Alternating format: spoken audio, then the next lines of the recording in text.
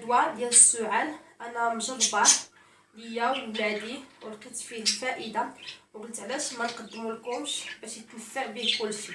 مقادير بساط. تنحتاجو الرنج. هذا الرنج تيكون عندنا في الشجر، واللي ما عندوش الرنج يقدر يخدم الليمون.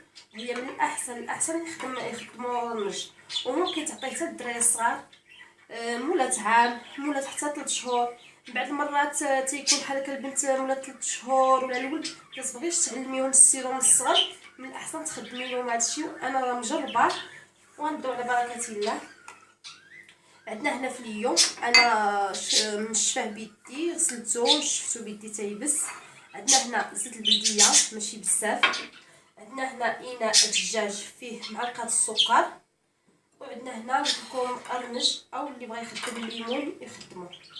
غنبداو على بركه الله. انا ناخذ الرنجه ديالي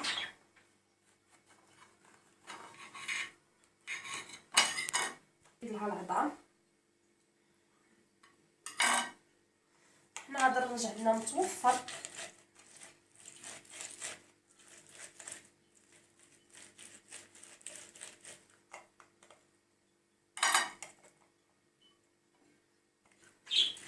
هذا الرنج حنا عندنا موجود طرقات.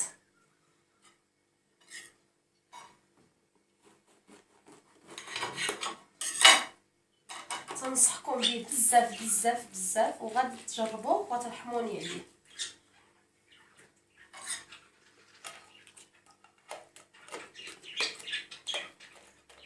نخوي هادشي مع الوسط، حيت هو بعض المرات تيكون فيه الماء وبعض المرات ما تيكونش فيه.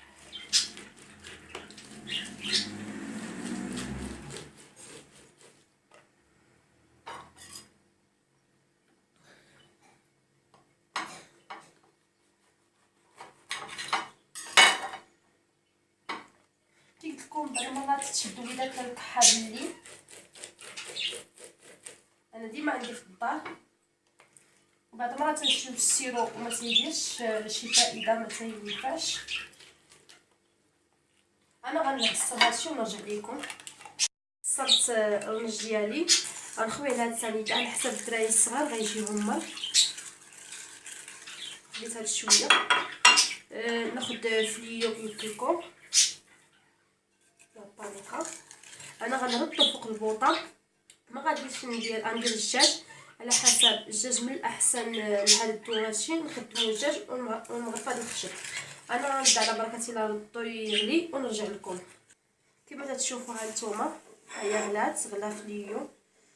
غنخليها تبرد وغنصفيها بالصفايه ونوريكم.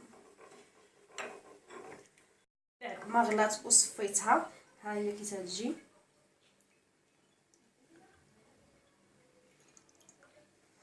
ومازال غادي تعقد حيت دابا سخونه.